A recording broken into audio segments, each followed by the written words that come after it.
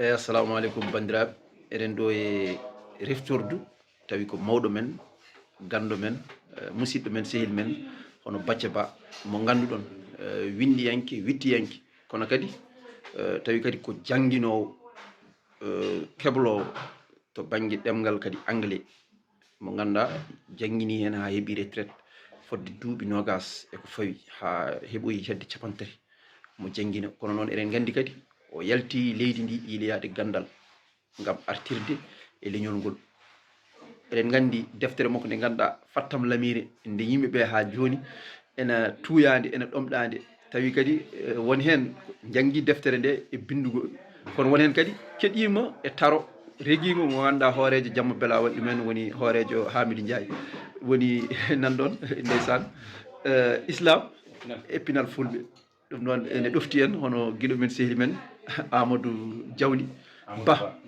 Ngari Polel. ɗum noon Amadou Ba Ngari Polel kañum ɗofti en tigui rigui eɗen ɗo e reftordu makko islam e pinal fulɓe. en jii o holli en defte ɗeɗo ɗe ngannduɗa koto leyɗele arabeɓe toon ɗe giwa. o holli en kadi alluwal ngal ngannduɗa ko ngal o ɓardi ɓurana ɗo heeɓi lijasa makko. eyyi ɗum noon machallah hande joguima weltare. en jii kadi natal Elhadj Bob Marley ma wonko haalani en hen eyyi en jii hen ɗum noon ma en gartoy ɗum e nder yewtere nde so Allah jaaɓi. ɗum ɗo ko en ƴettat hono ayawo tan pour wawde hollude yimɓeɓe ɗum ko golle makko. eyyi ɗum ɗo foof ko defte pular en jii machallah. en jii defte pular machallah. en jii ɗum ko gande ɓole goni ɗo. ɗum noon wadde gandal gasani. eɗen mbiya tan yo Allah junnu balɗe moƴƴina battane. e mawɗo holko mbiyata rendo ngo hande caggal nde min gari ɗo e yiide ngal ɗo ɗum ɗo min mbiyata ɗum ko duɗal jaaɓi hattirde e ɗum min mbiyata ɗum holko mbiyata rendo mbiyen mbi rendo ngo tan ko yoɓe jaam ko gandal tan ittere basal wona ɗanngal wona jewti wona haydara. ɗanngal jomum so ɗannima ene wawi dañi toon caɗele. so dañi jawdi artiri so tawi heblani ɓesgu to banggue jangde so tawi yeehi jawdi ene heewi ayade. kono jawdi sa dañi ɗum a ɗacciri sukaɓe ma heblani sukaɓe ma to banggue golle jawdi ene heewi ayade. ko gandal tan woni ko ganduɗa kala dañɗo gandal yiide ko lomtinde sukaɓe joni sukaɓe ñamgo. ko gandal tan woni ko aɗa rokka ene ɓeydo. jawdi a rokkat ene usto, gandal a rokkat ene ɓeydo. sabu saɗa janggina gonɗa koye janggude, saɗa rokka gandal gonɗa koye ɓeyditade. ɗum ɗo jangde noon walla jangginde hewani kalis. kono noon ko rokkatma ko ɓuuri kalis ɓuuri jawdi. gandal ko bendiranmi goto kala koɓe mbawi bonde yoɓe janggu. janggude kadi firtani tan janggude Qur'ana o walla janggude islam ala. jangde kala ko wawi wonde yo jomum janggu. so arabe yo, so français yo, so anglais yo, so pular ha tengti noon kam pular ha tengti ɗemɗe men Afrique naji. saabu leydi wawa yaade yimɓe mbawa ɓamtade gargajiya ganɗen ɗumen. kala leyɗele jaruɗe yeeso hande walla guila hanki tugni koye ɗemɗe mumen, tugni koye pinal mumen, tugni koye fina tawa mumen, tugni koye aadaji mumen. ko aadaji ɗi ko ngakki hen koɓe gacca, ko boni koɓe gacca, ko ganduɗa en nawra yeeso ko ɓe nantiri ha tiiɗi woni ɓe jeeyi. enen caɗele men foof ko en gacci ko ganduɗen. ala ko ni timtorgal men hande so wona arabeɓe walla tubakoɓe ɗum woni caɗele. jagguɓe arabe ɓe ko arabeɓe goni foof. so arabe mbi ene moƴƴi ɓe mbi ene moƴƴi, so arabe mbi ene boni ɓe mbi ene boni, so arabe mbi ɓe wi ɓe mbi ɓe wi haysino koko ranni, so arabe mbi ranni ɓe mbiya tan wi haysino koko ɓawli. janggum tubakoɓe kam noon, kala ko tubako wi ko noon. ɗum ɗo haade en yaadi en jewden caggal wonɓe ɓe ko jiyata ko ɗum jiyaten enen en jeyata ko men ko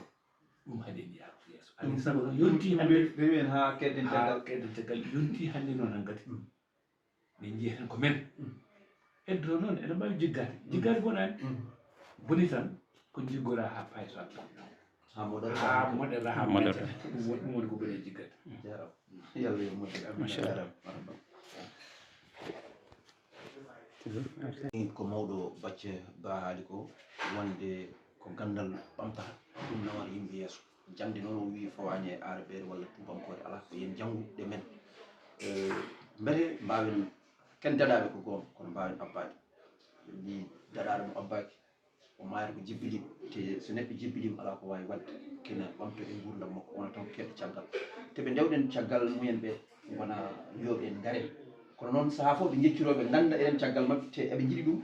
saaha fof waɗa koɓe cammini gonen hoccide eɗen cikka ma en ɓuur walla ma en kefto te leelat tan en keftotako te en ɓuuratako kadi en gonata ko caggal mabɓe tan ketten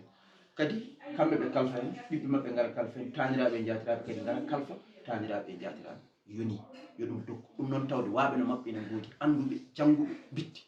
gandi jeehi ɗannani ɗum jarani ɗumen hunde fof garti so kalni en poti famde arabagal ko limu no men ni ko ɗemde janggade pewna jonna gande men ni bitta mbatta e nder minen jangguine ɗen mbatten ɗen ɗum mbiɗen ken arabe woni min gomni ɗum jaɓi te wona noon woni tubankore nde kadi kazalika noon wadde en peccima e pecce ɗi ɗe ganduɗa nafara hen naftara hen kono noon jiggade no mbiɗa ni konani kono saɗa jiggo walla saɗa ñamda ñimdu ko nafatma e ko ontatma ɗum noon nanguene ɗemde men nanguene pinal men aadaji men cosani men dolaji men e gowaji men yo Allah wurnanina no waɓe ñiɓe ɓe cuhumde Allah jarama on jarama musidɗo mon Issa Amadou Diop pour andirede avocat four ene wonde Amadou Ba Ngari Polen en jetti en jarni dendagal wonɓe Jamma Bela eɗen mbiya yo Allah junnu balɗe moƴƴina battane ɗum noon tawi hande ken hoɓɓe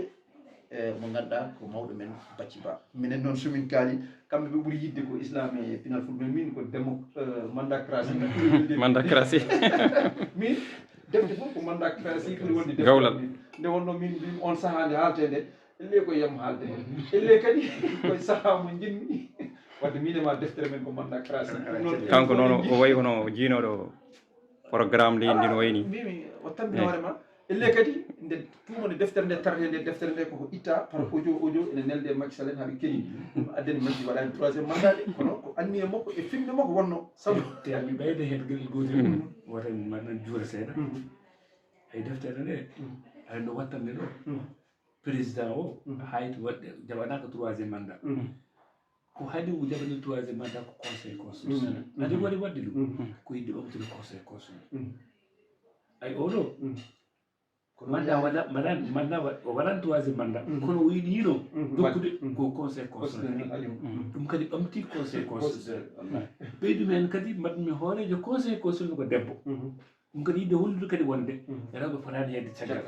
aɗani kamɓe gawlo makko wino an ko an waɗi ɗum sa wi a ƴetti debbo ardini ɗum kay aɗani debbo wawa wadde haydara kono woto wat noon ganden debbo tan saabu debbo o kala ko mbiɗa ɗum waɗat ay debbo o ɓe mbi jafimamaɓe ɗum hollude tan wonde gorko ene wawi fewnude